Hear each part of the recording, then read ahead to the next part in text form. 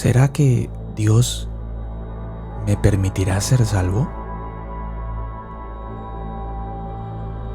¿Me habrá escogido para que yo sea su hijo? ¿O me habrá rechazado desde la eternidad? ¿No dicen que sin santidad nadie verá al Señor? Entonces, ¿cómo puedo ver al Señor? ¿Tengo oportunidad? ¿Podré tomar alguna decisión ante el Dios soberano? ¿Me ama o está irado todos los días contra mí? ¿Es amor o es justo? ¿Misericordia, gracia o fuego consumidor? ¿Qué dice la Biblia acerca de la soberanía de Dios en la salvación?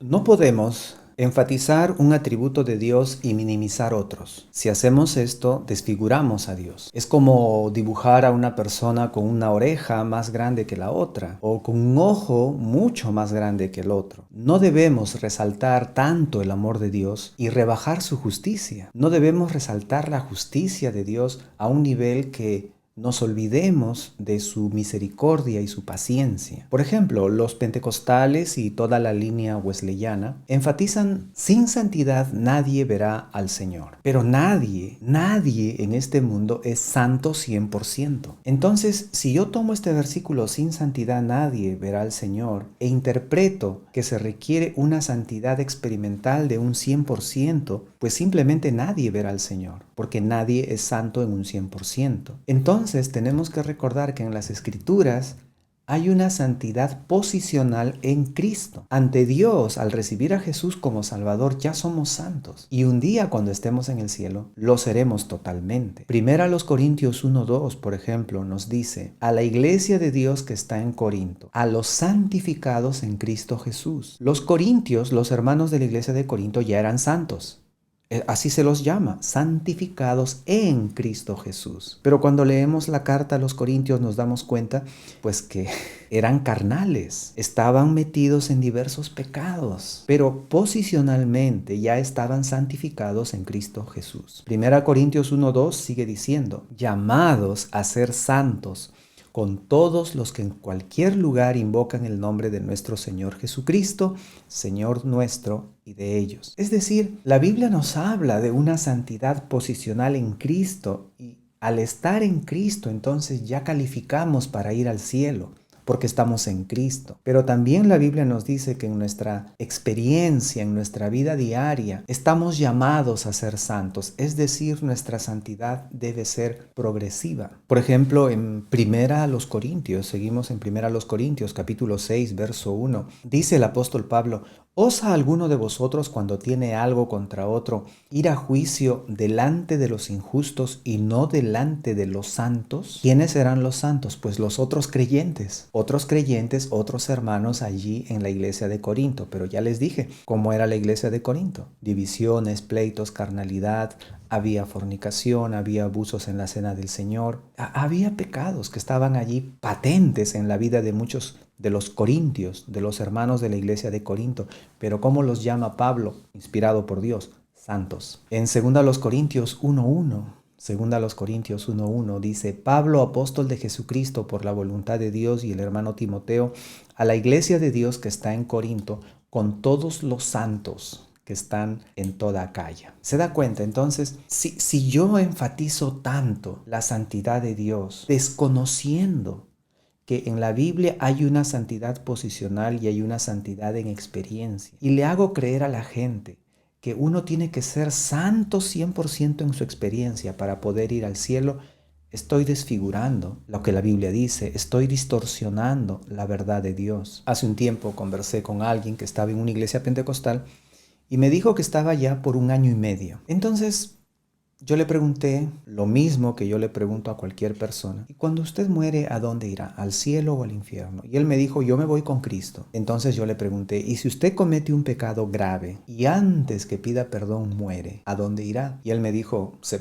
puso un poco serio y me dijo, ¿usted cree que con pecado yo puedo ir al cielo? Yo le dije, entonces es posible que usted vaya al infierno. Otra vez se puso más serio todavía y me dijo, ¿usted cree que yo con pecado puedo ir al cielo? Es triste que a veces se enfatice una verdad o un aspecto de la verdad o un atributo de Dios y se menosprecie otros atributos de Dios o se dejen de lado algunas otras verdades que complementan esa verdad. Y no debemos caer en esto. Lo que yo le dije a ese caballero fue, ¿sabe usted quién es el pecador más grande del mundo y de todo el universo? El diablo. Muy bien. Luego le pregunté, ¿sabe usted que el diablo va al cielo? ¿Que el diablo entra al cielo? No, eso no puede ser, me dijo. Entra al cielo. Es más, entra delante de Dios y habla con Dios. Y en su mente en ese momento se le estaba haciendo un cortocircuito y estaba sorprendido. Yo le dije, traiga su Biblia. Y con qué interés él comenzó a leer en la Biblia y comenzó a anotar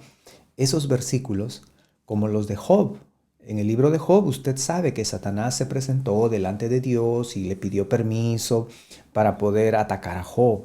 Por ejemplo, también en Apocalipsis 12:10 dice que él acusa a los hijos de Dios, a los hermanos. Dice, el acusador de nuestros hermanos, el que los acusaba delante de Dios de noche y de día. Entonces el diablo accede a la presencia de Dios y él no es santo y él habla con Dios y él está en el cielo, va al cielo, entra y sale. Pero la cosa es que no va a morar allí. Eso es temporal. Eso es algo que Dios tolera por este tiempo, pero un día el diablo será lanzado al infierno. Entonces lo mismo pasa con el creyente hoy en día. Hoy en día nosotros, al recibir a Jesús, recibimos también el Espíritu Santo. ¿Y sabe lo que pasa cuando un cristiano peca? El Espíritu Santo no se va del cristiano. ¿Pero por qué? Si es santo, es paciente y está esperando que nosotros nos arrepintamos, nos reconciliemos con Dios, nos pongamos a cuenta con Dios, pero no se va. Entonces, no podemos presumir de que somos más santos que Dios y no podemos exigir más santidad de la que Dios exige. Pero como para el hombre es imposible ser santo, el hombre tiene que ir a Cristo. Y en Cristo el hombre es santificado. Y en Cristo el hombre ya puede ver a Dios, porque sin santidad nadie verá al Señor. Pero se da cuenta cómo se distorsionan algunas verdades y se dejan de lado otras. O sea, se usa una verdad en desmedro de otras y al final todo queda distorsionado. De la misma manera hay algunos que enfatizan tanto la majestad de Dios que piensan que Dios está lejos de los asuntos cotidianos de la vida. Sí, Dios es sublime, es el Altísimo, Dios es el soberano, pero Dios no interviene en los asuntos domésticos de la vida del hombre. Eso no es cierto, porque Dios es trascendente, eso es cierto. No nos igualamos a Él, sus pensamientos y sus caminos son mucho más altos que los nuestros, eso es cierto, pero también Dios es inmanente, está cerca de nosotros. Entonces también allí vienen los extremos. Algunos enfatizan tanto la trascendencia de Dios que se olvidan que Dios está presente. Aquí en Perú tenemos a un poeta que veía a Dios tan trascendente, tan lejos de la situación y del sufrimiento humano, que llegó a decir en uno de sus poemas: Dios, si tú hubieras sufrido como hombre, ahora sabrías ser Dios. Pero el hombre si sufre, el Dios es él. Así se atrevió a decir César Vallejo porque pues él pensaba solamente en un Dios trascendente, un Dios distante del sufrimiento y la realidad humana. Pero están por otro lado los que enfatizan tanto la inmanencia de Dios y lo ven tan cerca que le faltan el respeto, lo ven como su igual. Una vez un argentino en la Plaza de Armas de Lima, cuando traté de evangelizarlo, me dijo: Jesús y yo somos amigos, yo le digo el flaco. O he escuchado yo a otras personas que se refieren a Dios como el barbudo. ¿Qué es eso? Una total falta de reverencia, una total falta de respeto a Dios, porque están enfatizando más la inmanencia, la cercanía de Dios con el hombre, pero se olvidan de quién es Dios. Entonces, en la soberanía de Dios hay personas, hay creyentes que enfatizan tanto la soberanía de Dios que minimizan otros atributos y el resultado es que desfiguran a Dios. Y en cuanto a la salvación, lamentablemente, pues el calvinismo desfigura a Dios. Sí, yo sé que son hermanos bien intencionados que quieren resaltar la soberanía de Dios, pero como ya expliqué, no se puede resaltar un atributo de Dios y minimizar otros, porque el resultado es pésimo. Terminamos desfigurando a Dios, terminamos distorsionando la verdad de las Escrituras. Entonces vamos a ver la soberanía de Dios en cuanto a la salvación. Primeramente vamos a ver el caso de Lucero. Ya hemos visto en un mensaje anterior que Dios creó todo bueno, bueno en gran manera, y que todos los ángeles también fueron creados buenos en gran manera, perfectos. Pero Lucero, según Ezequiel 28:12, era el sello de la perfección. Lucero era lleno de sabiduría, acabado de hermosura. Era una creación sublime. Y en el 28:15 dice que Lucero era perfecto en todos sus caminos, desde el día que fue creado hasta que se halló en él la maldad. Él generó la maldad, él originó el mal en su ser. El mal no se originó ni en el cielo ni en la tierra, el mal no se originó en un lugar geográfico, el mal se originó en el ser, en la persona de Lucero. Ahora, ¿cómo puede alguien que fue creado perfecto pecar? ¿Cómo puede alguien que fue creado bueno en gran manera hacer el mal? Es que un elemento clave de la perfección es la libertad y Dios le creó libre, es decir, con el potencial de hacer algo diferente a lo que estaba establecido. ¿Qué es lo que estaba establecido? El bien, lo bueno, pero él tenía la facultad de poder hacer algo distinto a lo que estaba establecido. ¿Y qué es algo distinto al bien? El mal. Entonces todo era bueno en gran manera, pero Lucero y todos los ángeles tenían el potencial de hacer algo diferente. Esa era su libertad y eso algo diferente que podían hacer era el mal. Entonces yo lo comparo más o menos con la rama de un árbol. Supongamos que tenemos un árbol de mango y si yo corto una rama, ¿no?, que está con todas sus pequeñas ramas y hojas allí, ¿qué va a pasar con esa rama? Dentro de poco se va a secar porque ha dejado de alimentarse de la savia del árbol, ¿correcto? Pero si yo injerto otra vez esa rama en el árbol, entonces esa rama otra vez comienza a absorber la savia del árbol y se revitaliza y otra vez esa rama puede ser productiva. Yo lo comparo así. Es decir, todo lo que no es Dios tiene la tendencia a deteriorarse, a corromperse, porque no es Dios. Solo Dios es perfecto 100%. Entonces, cuando una criatura llega a existir, como en el caso de los ángeles, cuando ellos llegaron a existir, siendo que ellos no eran Dios, estaban propensos a deteriorarse, a corromperse, a menos que voluntariamente se sometan otra vez a Dios. Y eso es lo que ha pasado con los ángeles que no pecaron, que no siguieron a Satanás en su rebelión. Ellos voluntariamente se injertaron en Dios, se rindieron a Dios. Y Dios ahora les ha compartido su santidad, una santidad perfecta, y esos ángeles santos ya no pueden pecar. Ya no está en su naturaleza la posibilidad de pecar.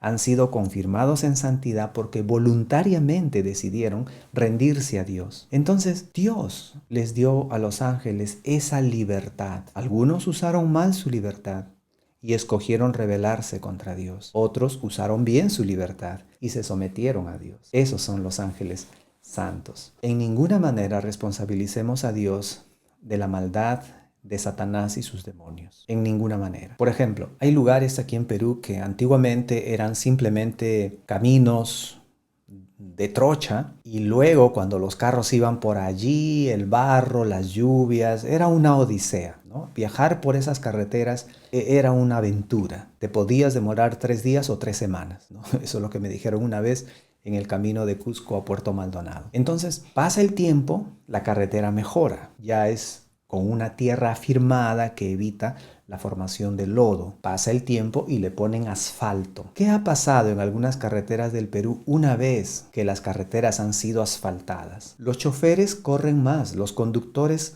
van a mayor velocidad con sus vehículos. ¿Y qué ocurren?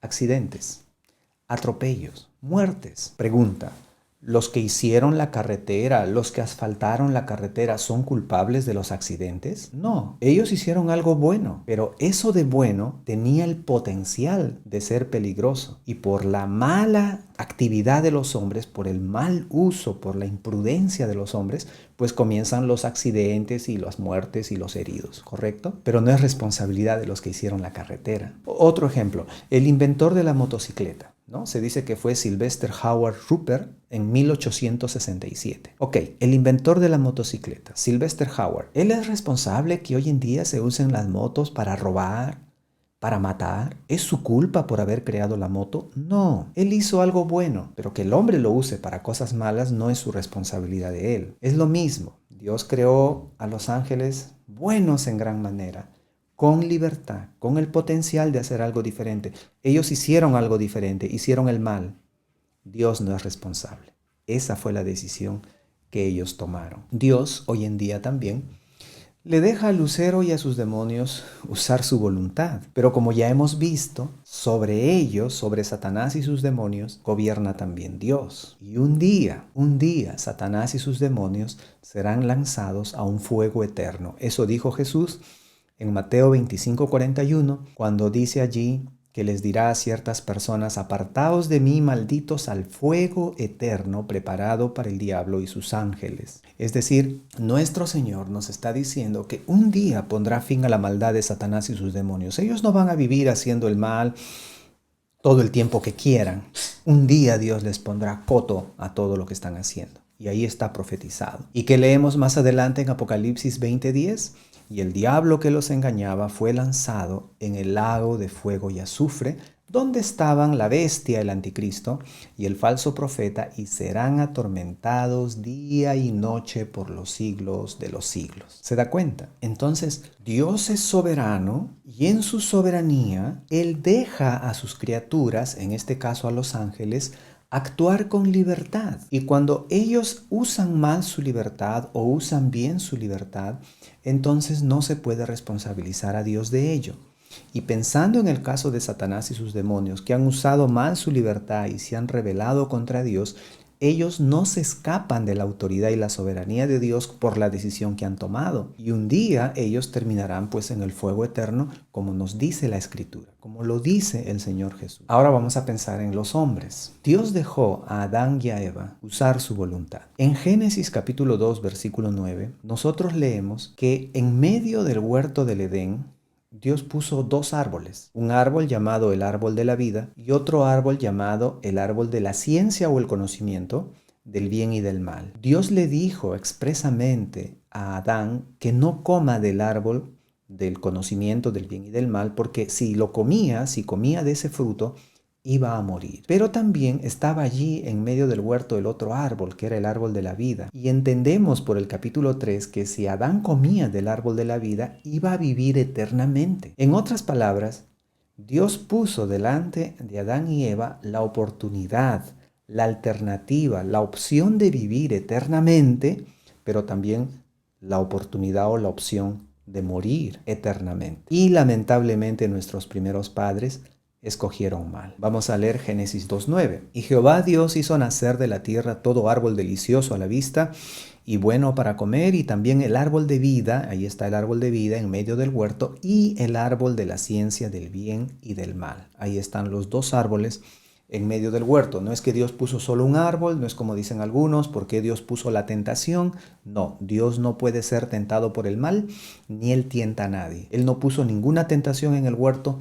Lo que Él puso fue la oportunidad de usar la libertad que Dios les había dado para escoger entre el bien y el mal, entre la vida y la muerte. Esa fue la oportunidad que Dios les dio. En Génesis 2:16 leemos que Dios ordena a Adán lo siguiente: y mandó Jehová Dios al hombre diciendo: de todo árbol del huerto podrás comer. 17. Mas del árbol de la ciencia del bien y del mal no comerás, porque el día que de él comieres, ciertamente morirás. Lamentablemente, nuestros primeros padres decidieron mal, comieron del fruto prohibido, eso está en el versículo 6 del capítulo 3, y luego viene Dios para juzgarles. Dios intenta que ellos confiesen su pecado, pero no hay arrepentimiento, no hay confesión, y el Señor le da su juicio a Adán, a Eva, a la serpiente también. Y en Génesis 3:22 la Trinidad conversa y dice lo siguiente: y dijo Jehová a Dios, he aquí el hombre es como uno de nosotros, sabiendo el bien y el mal.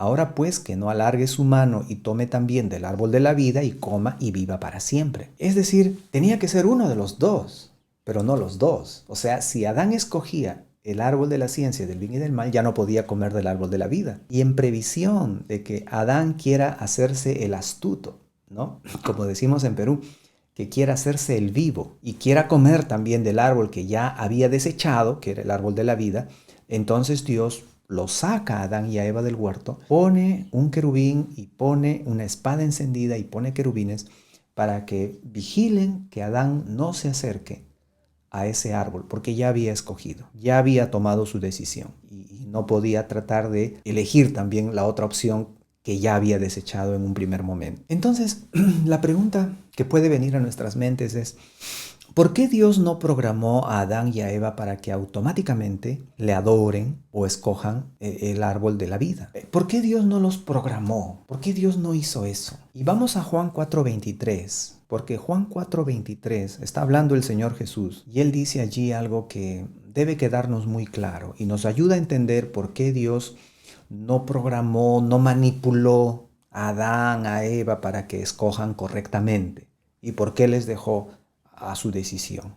Mire lo que dice Juan 4:23. Mas la hora viene y ahora es cuando los verdaderos adoradores adorarán al Padre en espíritu y en verdad, porque también el Padre tales adoradores busca que le adoren. ¿Nota usted qué tipo de adoradores quiere Dios? Dice el texto, los verdaderos adoradores. Y luego dice el texto que Dios busca tales adoradores. O sea, si Dios hubiera manipulado a Adán y a Eva para que le adoren, esa adoración no sería verdadera, ¿verdad? Porque si Dios los programa y ellos en cuanto abren los ojos, oh Señor soberano del universo, nos rendimos a ti porque tú eres todopoderoso, nuestro Señor, robóticamente, pues esa adoración no sería verdadera. Es como que Dios estuviera usando simplemente un muñeco de ventrílocuo o una marioneta o un títere y lo estuviera haciendo hablar, pero en verdad es Él adorándose a sí mismo. Entonces Dios no quiere algo falso, manipulado, ficticio, forzado. Dios quiere una adoración verdadera. Y para que sea verdadera, una adoración tiene que ser voluntaria. Es como pagarle a una persona para que me diga cosas buenas, para que me diga que es mi amigo, para que me diga que me ama. ¿Será verdadero lo que me dice? No, es solo por el dinero que le di.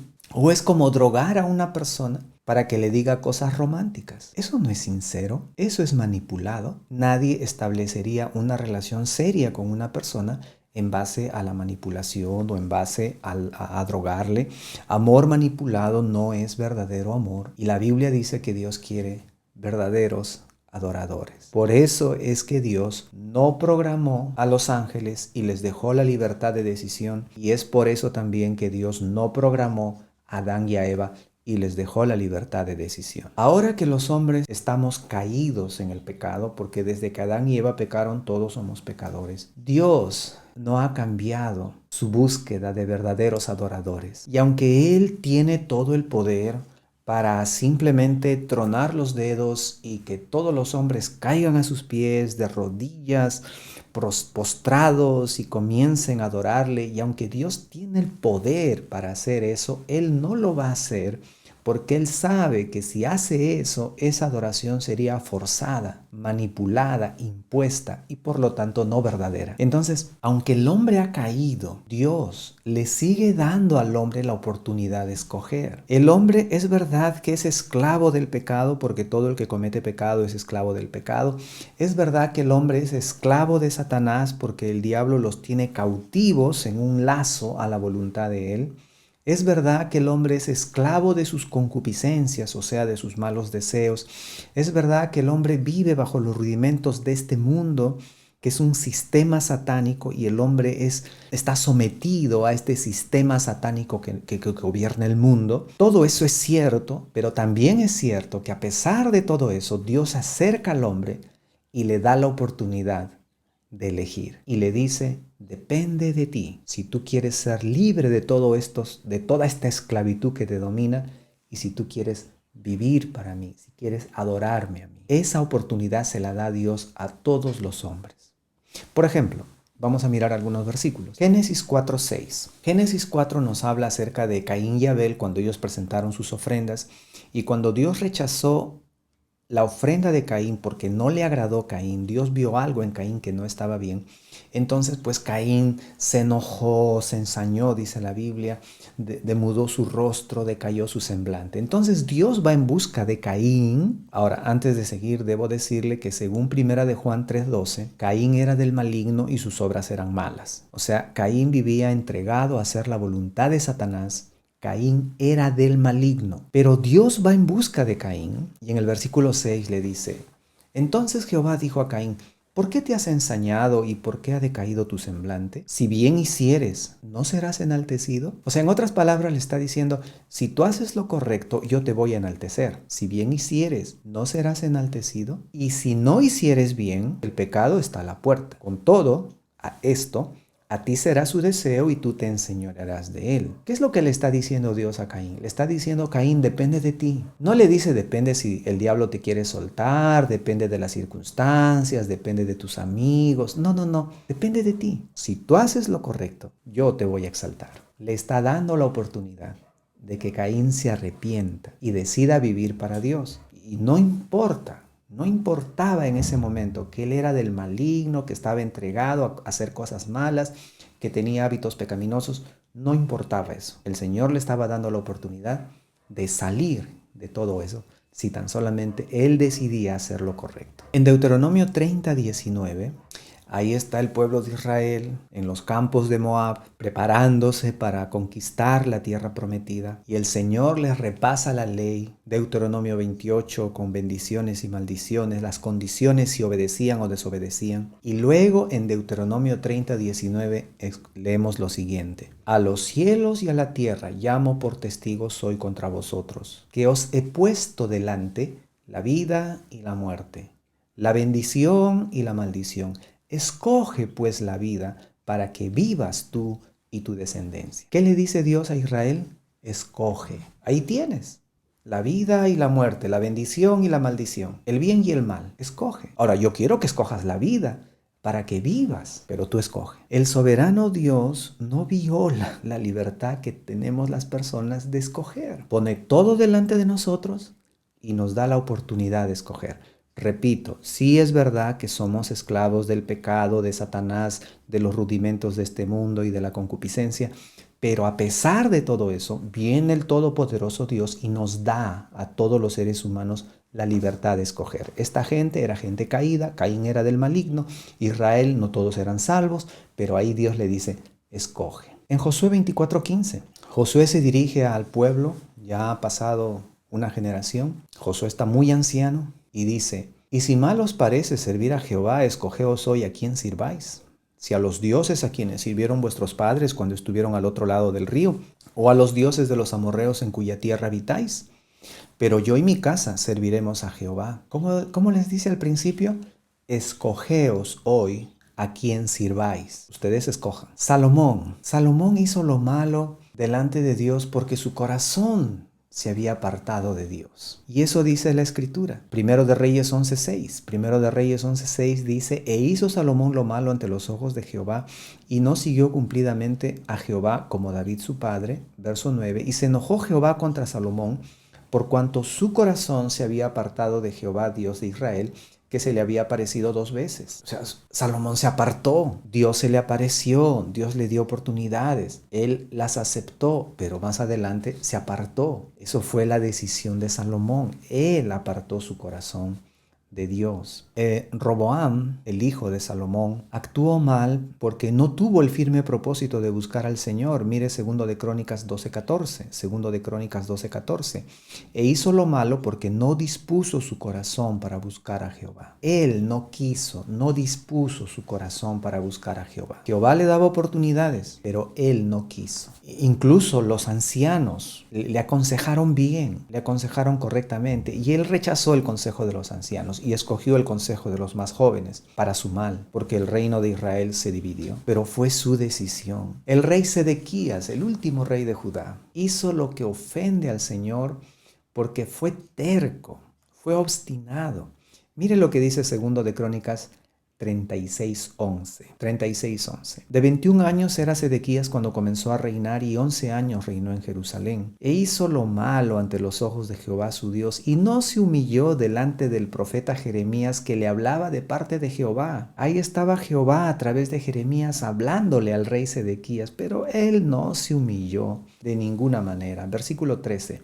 Se rebeló a sí mismo contra Nabucodonosor, al cual había jurado por Dios, y endureció su cerviz. Ahí está terco, se endureció la nuca, y obstinó su corazón para no volverse a Jehová, el Dios de Israel. Fue su decisión, no fue la voluntad de Dios. Dios quería que él se arrepienta. Dios le daba oportunidades. Ahí está Jeremías, y ustedes saben cómo trató Sedequías a Jeremías, castigándole, maltratándole, metiéndole a una cisterna y todo eso. Pero Dios quiso que Sedequías se arrepienta, pero él obstinó su corazón y no quiso, endureció su cerviz y no se volvió, no se arrepintió y no se acercó a Dios. En Jeremías 4:14 justamente Dios le reclama algo al pueblo de Jerusalén.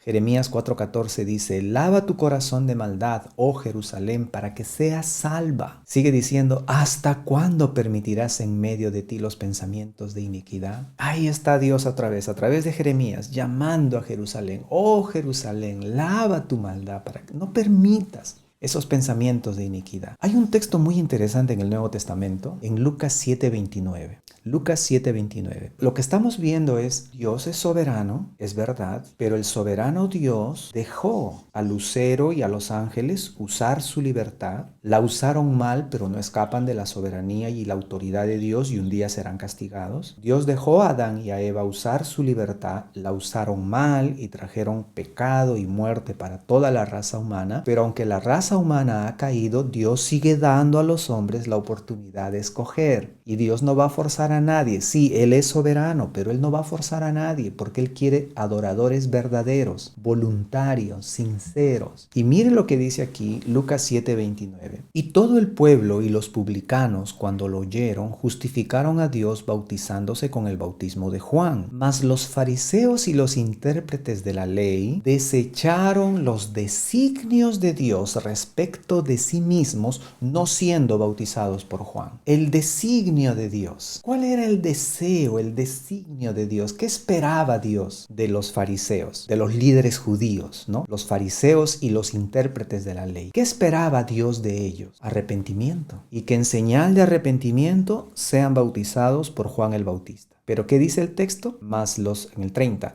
mas los fariseos y los intérpretes de la ley desecharon los designios de Dios respecto de sí mismos, no siendo bautizados por Juan. Fue su decisión. Jesús les reclamó a los líderes judíos: ¿por qué no se arrepintieron ante la predicación de Juan el Bautista? En Mateo 21:32, retrocedemos a Mateo 21:32, dice: porque vino a vosotros Juan en camino de justicia y no le creísteis. Ahora, ¿por qué Jesús les reclama que no le creyeron? Porque podían haber creído. Si aparece Dios, o sea, si Dios envía un mensaje, si Dios envía un mensajero, si el Espíritu Santo, utilizando a Juan, les da la oportunidad y ellos rechazan la oportunidad, Dios les pone la responsabilidad a ellos. Por eso dice: vino a vosotros Juan en camino de justicia y no le creísteis. Y luego sigue diciendo: pero los publicanos y las rameras le creyeron. Ellos se salvan. Los publicanos, hombres despreciados, las rameras, mujeres de mala vida, ellos le creyeron a Juan. Ellos se arrepintieron. Ellos van al cielo. Y luego termina el texto diciendo: y vosotros, viendo esto, no os arrepentisteis después para creerle. O sea, viendo cómo otros se arrepentían, aún así ustedes se mantuvieron tercos y no se quisieron arrepentir. Cristo les reclama eso porque ellos pudieran haberlo hecho, pero no lo quisieron hacer. Es su responsabilidad. Por favor, no acepte esa enseñanza de que Dios da la fe salvadora, porque si alguien dice que Dios da la fe salvadora, entonces ¿por qué la gente no cree? Porque Dios no le da la fe salvadora. Y entonces ¿de quién es la culpa? De Dios por no darle la fe salvadora a todos los hombres. Pero no, Dios no da la fe salvadora. Dios da la oportunidad a las personas, Dios se revela a las personas y el Espíritu Santo trabaja en las personas para que las personas tengan en ese momento la oportunidad de escoger, de decidir si rechazan esa oportunidad que Dios les da o se quedan con su pecado y con su condenación. Yo he hablado con personas que me cuentan o yo les pregunto cosas de su vida y están viviendo en pecados y cuando escuchan el Evangelio lo entienden, pero dicen no estoy listo todavía, lo voy a pensar. Lo que pasa es que no quieren dejar su pecado. Ok, pero el pecado, la paga del pecado es muerte. Y al escoger el pecado están escogiendo la muerte, la condenación eterna. Van a seguir condenados rumbo al infierno, aunque recibieron la oportunidad de ser salvos. Pero es su decisión. Dice Mateo 23:37, palabras del Señor Jesús. Mateo 23:37, Jerusalén, Jerusalén, que matas a los profetas y apedreas a los que te son enviados. ¿Cuántas veces quise juntar a tus hijos, como la gallina junta sus polluelos debajo de las alas, y no quisiste? Jesús dice, yo quise, y no una vez, muchas veces. ¿Cuántas veces quise? Tú no quisiste. Al final, ¿qué se hizo? ¿Qué prevaleció? Lo que ellos escogieron, lo que ellos no quisieron. ¿Significa eso que el hombre es más poderoso que Dios? Así entienden los calvinistas y los que ensalzan la soberanía de Dios y minimizan otros atributos de Dios. ¿Significa eso que el hombre es más poderoso que Dios? No. Significa que el soberano Dios deja a los hombres usar su libertad, pero aún así Dios mantiene el control. Eso pasó con los ángeles. Les deja usar su libertad, pero aún así Él mantiene el control. Entonces nadie puede responsabilizar a Dios de la mala decisión que toma de rechazar a Cristo. Esa es su decisión. Acá dice Cristo, yo quise, pero tú no quisiste. Y esto no fue una, dos, tres veces. ¿Cuántas veces? Oh Jerusalén. Entonces no le resta soberanía a Dios reconocer que el soberano Dios deja a los hombres usar su voluntad. No resta soberanía a Dios aceptar lo que la Biblia dice. Que el hombre ha caído, que el hombre está en pecado, que el hombre está 100% depravado. Eso es cierto. Pero cuando Dios se revela a él, cuando Dios llega a él con el mensaje de salvación, en ese momento esa persona tiene la oportunidad de escoger. O me quedo con mi pecado y mi condenación, o recibo esta oportunidad, creo en Cristo, me arrepiento de corazón para tener el perdón y la vida eterna. La decisión es de la persona. El Señor Jesucristo ha muerto por todos. Él da esta oportunidad a todos porque Él ha muerto por todos. 2 Corintios 5:14. ¿Qué dice 2 Corintios 5:14? Porque el amor de Cristo nos constriñe pensando esto, que si uno murió por todos, luego todos murieron. Y por todos murió para que los que viven ya no vivan para sí, sino para aquel que murió y resucitó por ellos. Verso 19. 2 Corintios 5:19, que Dios estaba en Cristo, reconciliando consigo al mundo, no tomándoles en cuenta a los hombres sus pecados, y nos encargó a nosotros la palabra de la reconciliación. Cristo murió por el mundo, Cristo murió por los hombres, no tomándoles en cuenta a los hombres su pecado. 1 Timoteo 1:15, palabra fiel y digna de ser recibida por todos, que Cristo Jesús vino al mundo para salvar a los pecadores, de los cuales yo soy el primero. Dice el apóstol Pablo bajo la inspiración del Espíritu Santo que esta es una palabra, es un mensaje fiel y digno de ser recibido por todos. No dice por algunos, no dice por los elegidos, todos deben saber esto. Y luego, ¿qué deben saber? ¿Que Jesús vino al mundo para salvar a algunos pecadores? No. ¿Qué dice el texto? Para salvar a los pecadores. 1 Timoteo 4:9. 1 Timoteo 4:9. Otra vez, palabra fiel es esta y digna de ser recibida por todos. Verso 10. Que por esto mismo trabajamos y sufrimos oprobios, porque esperamos en el Dios viviente, atención, que es salvador de todos los hombres, mayormente de los que creen. Dios es salvador de todos los hombres, mayormente de los que creen. ¿Se da cuenta? Cristo murió por todos. La oportunidad de salvación está extendida a todos, porque Dios es el salvador de todos los hombres, pero mayormente de los que creen. Solo se benefician los que creen. Hebreos 2:9. Pero vemos a aquel que fue hecho un poco menor que los ángeles, a Jesús, coronado de gloria y de honra, a causa del padecimiento de la muerte, para que por la gracia de Dios gustase la muerte por todos. Y esta palabrita por, esta preposición por, es la preposición griega hiper o hiper, que significa en lugar de. Cristo gustó la muerte, experimentó la muerte en lugar de todos nosotros. Lo mismo encontramos en el versículo de Romanos 5:8, más Dios muestra su amor para con nosotros en que siendo aún pecadores, Cristo murió en lugar de todos nosotros. Porque Cristo, dice el verso 6, cuando aún éramos débiles, a su tiempo murió por los impíos. ¿Y quiénes son los impíos? Pues toda la humanidad. En 2 de Pedro 2:1 hay un texto muy interesante donde dice: hubo también falsos profetas entre el pueblo de Israel, ¿cómo habrá entre vosotros falsos maestros? Y ese es en el tiempo de la iglesia, los falsos maestros, que introducirán encubiertamente herejías destructoras y aún negarán al Señor que los rescató, atrayendo sobre sí mismos destrucción repentina. Esta palabra, el Señor los rescató, negarán al Señor que los rescató. Es la palabra redimió. Es la palabra que indica que el Señor ha pagado el precio por los pecados de esos falsos maestros. Y esos falsos maestros, cuando uno lee todo el capítulo de 2 de Pedro, capítulo 2, queda en evidencia que son incrédulos, son impíos, son gente que no es salva. Pero el Señor los rescató. El Señor pagó el precio por el pecado de ellos también. Y es por eso que en 1 de Juan 2:2 leemos: y Él, Cristo, es la propiciación por nuestros pecados, y no solamente por los nuestros, sino también por los de todo el mundo. La vida eterna es un regalo de Dios a disposición de todo aquel que lo reciba, siendo un regalo, porque así dice Romanos 6:23, porque la paga del pecado es muerte, mas la dádiva de Dios es vida eterna en Cristo Jesús. Siendo un regalo, Dios no obliga a nadie a que lo reciba. Él solo lo ofrece y depende de la persona si recibe o no recibe ese regalo. La persona no está obrando su salvación ni colaborando con el Espíritu Santo. No.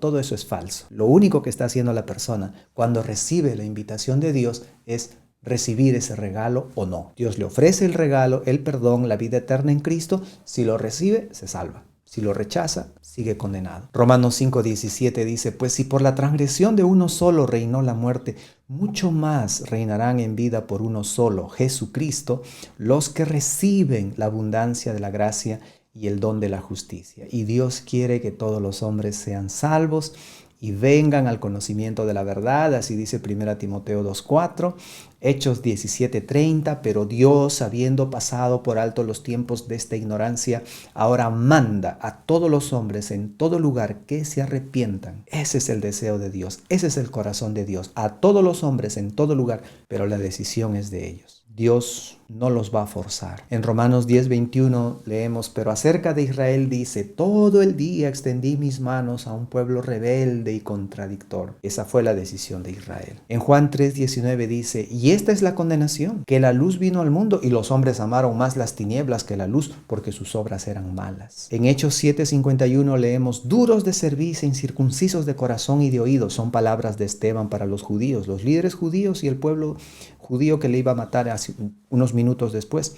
Él les dice: duros de cerviz e incircuncisos de corazón y de oídos, vosotros resistís siempre al Espíritu Santo, como vuestros padres, así también vosotros, y lo mataron. Dios es soberano. Su plan soberano en cuanto a la salvación incluye que el hombre voluntariamente acepte o no el regalo de la salvación en Cristo Jesús. Hoy es el día aceptable. Hoy es el día de salvación. Si usted todavía no ha recibido ese regalo, recíbalo hoy. Dios le está dando la oportunidad. En un sentido, usted está en el mismo lugar que Adán y Eva. Tiene que escoger entre la vida y la muerte. ¿Qué escogerá? ¿Permanecer en muerte, en condenación? ¿O mejor reciba a Cristo para tener el perdón y para tener la vida eterna que Él ha obrado en la cruz del Calvario para usted y para mí? Termino con unas preguntas. ¿Ama Dios a todos los hombres? Sí. ¿Desea Dios que todos los hombres sean salvos? Sí. ¿Murió Cristo por toda la humanidad? Sí. ¿Inicia Dios la obra en el pecador para guiarlo al arrepentimiento? Sí. ¿Puede el hombre de sí mismo buscar a Dios? No. ¿Sabe Dios quiénes se van a arrepentir y quiénes no lo harán? Sí. ¿Obra Dios incluso en quienes Él sabe que no se van a arrepentir? Sí. ¿Puede el Espíritu Santo ser resistido, ser rechazado por el hombre? Sí. ¿Ha manifestado Dios su gracia salvadora para toda la humanidad? Sí. ¿Puede un Dios soberano dejar al hombre usar su voluntad y aún así mantener el control? Sí. ¿Da Dios la fe salvadora? No. Cada persona tiene la decisión en sus manos.